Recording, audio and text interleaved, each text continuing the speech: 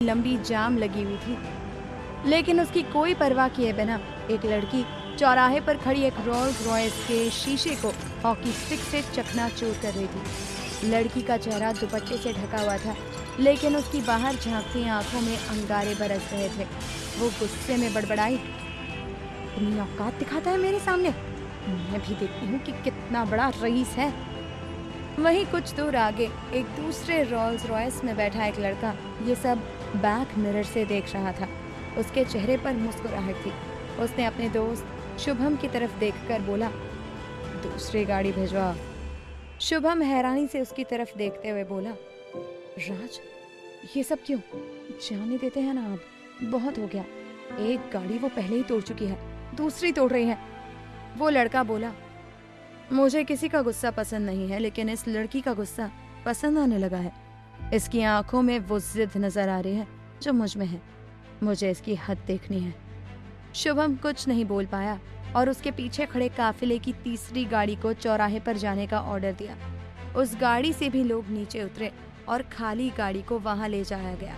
अपने सामने एक और गाड़ी देखकर वो लड़की भड़क गई और उसे भी हॉकी स्टिक से चकनाचूर करने लगी। लेकिन वो लड़की ऐसा क्यों कर रही थी और क्या है उस लड़की और लड़के के बीच का टशन? ये जानने के लिए हमें कुछ घंटे पीछे जाना होगा। राजस्थान के जोधपुर जिले की एक छोटी सी तहसील है बिलाड़ा। यहाँ एक डबल मंजिल घर में सामानों की पैकिंग हो रही थी। घर के मुखिया विक्रम पुरोहित जी की पत्नी दीपिका हॉल में आती हुई बोली, लगभग सारी पैकिंग हो गई है, लेकिन आपकी लाडली उदास है। कह रही है कि बिलाड़ा छोड़कर कहीं नहीं जाना है। विक्रम जी बोले, छोड़ना तो हम भी नहीं चाहते, लेकिन क्या कर सकते हैं, हमारा ट्रांसफर हुआ है जोधपुर, तो जाना ही होगा। दीपिका चिंतित होकर बोली, सुनिए ना, जोधपुर तो बहुत बड़ा शहर है, ऐसे में अपनी बच्ची को लेकर वहाँ रहना सुरक्षित नहीं होगा। बच्ची बहुत सुंदर है हमारी, ऐसे में किसी की भी बुरी नजर पड़ सकती है। विक्रम जी बोले, दीपी हमारी बच्ची समझदार है, उसकी चिंता मत करो। वैसे भी कौन है जोधपुर में जो हमारी बच्ची का ही इंतजार कर रहा होगा। अच्छे से पैकिंग करो, हमें शाम को ही जोधपुर के लिए निकलना है। सुनो, मुझे कुछ पेपर्स कलेक्ट करने हैं, तो तुम अपनी गाड़ी से निकल जाना, मैं शेयरिंग से आ जाऊंगा। अच्छी सोसाइटी में घर मिल गया है और सोसाइटी सेक्रेटरी बोला है आज ही शिफ्ट करने को, तो तुम दोनों को अकेले ही निकलना होगा। वहीं घर के गार्डन में रंग बिरंगे फूलों के सामने एक सुंदर कन्या खड़ी थी, जिसकी झील सी गहरी आंखों में पानी की बूंदें मोतियों की तरह चमक रही थी। उसके पतले रसीले होठों की मुस्कान गायब थी। अपनी बच्ची को देखकर दीपिका जी खुद से बोली, कुछ समय बाद ये 17 साल की हो जाएगी, लेकिन अभी तक इसका मासिक धर्म भी शुरू नहीं हुआ है। डॉक्टर्स के पास भी इसका जवाब नहीं है, पता नहीं क्या भविष्य होगा इसका। इतना कहकर दीपिका जी उसके पास आई और प्रेम से बोली, श्वारणी। श्वारणी भले ही 16 वर्ष की थी, लेकिन उसका शरीर 20-22 साल की लड़की जैसा दिखता था। ऊपर से हाइट भी अच्छी खासी थी, तो काफी ज्यादा सुंदर और हसीन दिखती थी। इसी बात से उसके माता पिता डरते थे। अपनी माँ की आवाज सुनकर श्वारणी ने उनकी तरफ पलटकर देखा। दीपिका जी ने तुरंत श्वारणी के लंबे बालों का जूड़ा बना दिया और बोली, खुले बाल मत करो, और कहीं बाहर जाएं तब तो बिल्कुल भी नहीं, चेहरे को भी ढक कर रखना। अपनी माँ की बात सुनकर वो मीठी आवाज में बोली, जो अतीत में हुआ था उसे अब भूल जाइए। ऐसे कई लड़के आते जाते रहते हैं, लेकिन सच कहें तो हमें जोधपुर नहीं जाना है। उसका इतना ही कहना था कि गार्डन में आता हुआ उसका 9-10 साल का छोटा भाई शौर्य उसे छेड़ते हुए बोला, क्यों, जोधपुर तुम्हारा ससुराल है क्या दीदी, जहाँ कोई हैंडसम और डैशिंग लड़का तुम्हारा इंतजार कर रहा होगा। शौर्य की बात सुनकर श्वारणी उसे घूरते हुए बोली, आज ये बचेगा नहीं हमसे। इतना कहते ही श्वारणी शौर्य के पीछे भागने लगी और दोनों भाई बहन का हंगामा शुरू हो गया। कुछ देर बाद थक कर श्वारणी एक सोफे पर बैठी तो शौर्य बोला, दीदी अगर प्यास लगी हो तो पीछे पानी रखा है ग्लास में, पी लो। श्वारणी ने बिना कुछ सोचे समझे ग्लास उठाया और सारा पानी पी गई। ये देखकर शौर्य मन ही मन खुश होता हुआ बोला, मैंने तो इसमें नींद की गोली मिलाई थी, अब दीदी गाड़ी में नींद पूरा करेंगी और मैं मम्मा के मोबाइल में गेम खेलूंगा। वहीं दीपिका जी अपने बेटे को देखते हुए मन में बोली, हे शिव जी, जोधपुर में हम चारों शांति से रहें, वहाँ कोई ऐसा इंसान ना हो जिसका मुकाबला हम नहीं कर पाए। दीपिका जी ईश्वर से प्रार्थना कर रही थी, लेकिन वे इस बात से अनजान थी कि जोधपुर शहर में ही उन सब की जिंदगी में आने वाले तूफान की एंट्री होने वाली थी। कुछ ही देर में दीपिका जी श्वारणी और शौर्य के साथ जोधपुर के लिए निकल गई। वहीं कुछ समय बाद जोधपुर के महाराजा सूरजमल एयरपोर्ट पर एक प्राइवेट जेट लैंड हुआ। उसका दरवाजा खोला गया तो उसमें से सबसे पहले 2 बॉडीगार्ड्स बाहर आए और दोनों दिशाओं में खड़े हो गए। तभी एक बेहद आकर्षक और शानदार व्यक्तित्व का इंसान अपने हाथ को डरावने तरीके से मोड़ते हुए जेट से बाहर आया और एटीट्यूड से नीचे उतरने लगा। उसने dark black jeans, black hoodie, चेहरे पर काला मास्क, चश्मा और सर पर कैप लगाए अपनी शान और गुरूर से आगे बढ़ना शुरू किया। उसके पीछे उसका दोस्त शुभम राठौड़ भी उतरा। आज 1 साल बाद उस शख्स ने जोधपुर की भूमि पर अपने कदम रखे थे। उसका दिल जोरों शोरों से धड़कने लगा। उसने अपनी मुट्ठी भींच ली तो उसके हाथों की नसें फूलने लगी। जोधपुर की हवाएं अब किसी अजनबी का एहसास करवा रही थी, जो जोधपुर में आ चुका था, जिसकी मौजूदगी जरूर कुछ तूफानी और जुनूनी करवाने वाली थी इस शख्स से। शुभम उसके पीछे पीछे चलते हुए बोला, राजे, सीधे घर ही जाना है आपने पुराने अड्डे पर। आगे चलते हुए उस शख्स ने अपनी उंगली से कुछ इशारा किया, जिसका मतलब समझकर शुभम के चेहरे पर मुस्कान आ गई और वो अपने राजे के पीछे पीछे चलने लगा।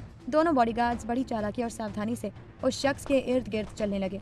एयरपोर्ट के बाहर आते ही उसके लिए एक रोल्स रॉयस गाड़ी खड़ी थी।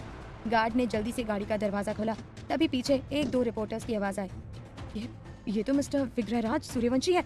Oh my God! रिपोर्टर उस तक पहुंचते इससे पहले ही विग्रहराज वहां से चला गया। रिपोर्टर तो देखते ही रह गए और बोले, इस बंदे को कोई समझ नहीं सकता, इतने जिद्दी और जुनूनी है कि क्या ही बताऊं। मात्र 25 वर्ष की उम्र में एक जाना पहचाना नाम है बिजनेस फील्ड में इनका। मेरा एक ही सपना है कि मैं एक बार इस जिद्दी और जुनूनी इंसान का इंटरव्यू लूं। वहीं एयरपोर्ट से निकलकर विग्रहराज की काली रोल्स रॉयस शहर की चौड़ी सड़कों पर सरपट दौड़ रही थी। पीछे गाड़ियों का लंबा काफिला था, जिसमें उसके बॉडीगार्ड्स बैठे थे। 1 साल बाद जोधपुर की हवा में लौटकर विग्रहराज का मन बेचैन हो रहा था। उसने ड्राइवर से कहा, गाड़ी पुराने अड्डे की तरफ मोड़ो और रफ्तार बढ़ाओ। ड्राइवर ने तुरंत उसकी बात मानी और गाड़ी को मोड़ दिया। तभी अचानक सामने की सड़क पर बहुत ज्यादा भीड़ और ट्रैफिक दिख रहा था। गाड़ियों की लंबी कतार लगी थी। ड्राइवर ने गाड़ी की रफ्तार कम कर दी, लेकिन सामने एक हल्की पीले रंग की स्विफ्ट गाड़ी थी जो अचानक बीच चौराहे पर रुक गई। ड्राइवर ब्रेक लगाता, इससे पहले ही रोल्स रॉयस का बम्पर उस स्विफ्ट गाड़ी के पिछले हिस्से से हल्का सा टकरा गया। पीछे की गाड़ियों के हॉर्न बजने लगे और लोग चिल्लाने लगे। तभी स्विफ्ट गाड़ी का दरवाजा खुला और एक महिला बाहर आई। ये दीपिका जी थी, जिनकी आंखों में गुस्सा और परेशानी साफ दिख रही थी। उन्होंने अपनी साड़ी का पल्लू ठीक किया और पीछे मुड़कर देखा। उनकी नज़र सीधे विग्रहराज की गाड़ी पर पड़ी। गुस्से से लाल पीली होती हुई दीपिका जी ने उस गाड़ी की तरफ बढ़ते हुए कहा, तुम्हें दिखता नहीं है क्या? इतनी बड़ी गाड़ी चला रहे हो और थोड़ा देखकर नहीं चला सकते? विग्रहराज की रोल्स रॉयस का दरवाजा खुला और उसका ड्राइवर तुरंत नीचे उतरा। उसने झुककर दीपिका जी से कहा, माफ़ कीजिए मैडम, अचानक सामने वाली गाड़ी रुक गई, इसलिए ब्रेक नहीं लगा पाया। दीपिका जी की भौएं चढ़ गई। उन्होंने अपनी ऊंची आवाज़ में कहा, सॉरी, तुम्हें क्या पता 1-1 रुपए कमाने में कितनी मेहनत लगती है। ये गाड़ी मैंने और मेरे पति ने बड़ी मुश्किल से ली है, तुम लोग क्या जानो इसकी कीमत। विग्रहराज गाड़ी के अंदर से सब कुछ सुन रहा था। उसे ऐसे छोटे मोटे हादसों से कोई फर्क नहीं पड़ता था। तभी उसकी नज़र स्विफ्ट गाड़ी के अंदर बैठी हुई श्वारनी पर पड़ी।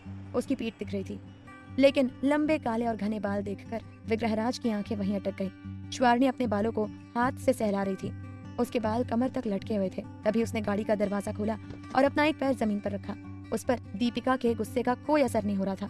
विग्रहराज ने जैसे ही उसके गोरे और मुलायम पैर देखे, वो अपने होश खो बैठा। उसकी गुलाबी नाजुक उंगलियां, एड़ी की बनावट, सब कुछ विग्रहराज को किसी खूबसूरत सपने जैसा लगा। श्वारणी ने दूसरा पैर भी बाहर रखा। उसकी लंबी घनी चोटी अब हवा में लहराने लगी। उस वक्त विग्रहराज को सिर्फ उसके काले लहराते हुए बाल दिख रहे थे। उसकी गर्दन की गोरी और नाजुक त्वचा भी साफ नजर आ रही थी। ये सब देखकर विग्रहराज के दिल की धड़कन बढ़ गई। वो उसे और ज्यादा देखना चाहता था, उसका चेहरा देखना चाहता था, लेकिन उसे सिर्फ श्वारणी की पीठ दिख रही थी। श्वारणी ने एक भी बार पीछे मुड़कर नहीं देखा। वो बस सड़क पर हुए हंगामे से परेशान दिख रही थी। दीपिका का गुस्सा अभी भी शांत नहीं हुआ। उसने कहा, तुम्हें लगता है कि एक सॉरी बोल देने से सब ठीक हो जाएगा? अब बताओ क्या करोगी मेरी गाड़ी का? तभी विग्रहराज ने ड्राइवर से कहा, इनसे कहो ये जो गाड़ी चला रही हैं वो यहीं छोड़कर चली जाए, मेरी एक गाड़ी यहीं खड़ी रहेगी। इनके स्विफ्ट से तो अच्छी ही है। विग्रहराज की यह बात सुनकर दीपिका का गुस्सा आसमान छू गया। उन्होंने कहा, तुम लोगों को शर्म नहीं आती? इतनी बेशर्मी से बोल रहे हो? हमें तुम्हारी गाड़ी नहीं चाहिए। तभी विग्रहराज के काफिले में से एक गाड़ी को वहीं छोड़ दिया गया और विग्रहराज की रोल्स रॉयस आगे बढ़ने लगी। श्वारणी तब तक ये सब देख चुकी थी। उसे ये देखकर बहुत गुस्सा आया। उसने अपने चेहरे को दुपट्टे से ढका और अपनी गाड़ी की डिक्की में से एक हॉकी स्टिक निकाली। वो सीधे रोल्स रॉयस के पास जाकर उसकी विंड स्क्रीन पर दे मारा। 2-3 बार में ही उसकी विंड स्क्रीन चकनाचूर हो गई। तभी विग्रहराज ने बैक कैमरे में ये कांड देखा और अपनी गाड़ी को वहीं रोक दिया। उसके बाद वो अपने काफिले के 5 गाड़ियों को श्वारणी के पास भेजने लगा और श्वारणी ने सभी गाड़ियों को चकनाचूर कर दिया। विग्रहराज के काफिलों में अब सिर्फ उसी की गाड़ी बची थी। दीपिका जी वहाँ बढ़ती जाम को देखकर श्वारणी का हाथ पकड़कर बोली, तुम्हें अचानक क्या हो गया? चलो यहाँ से। उन्होंने श्वारणी के हाथ से हॉकी स्टिक छीन ली, लेकिन श्वारणी नहीं रुकी और खाली हाथ ही विग्रहराज की गाड़ी की तरफ बढ़ी। श्वारणी क्या करने वाली है विग्रहराज के साथ? क्या विग्रहराज और श्वारणी के बीच छिड़ चुकी है प्यार की जंग? क्या दीपिका जी श्वारणी को गलत निगाहों से बचा पाएगी? प्यार के लिए इस बार होने वाली है जिद की सारी हदें पार।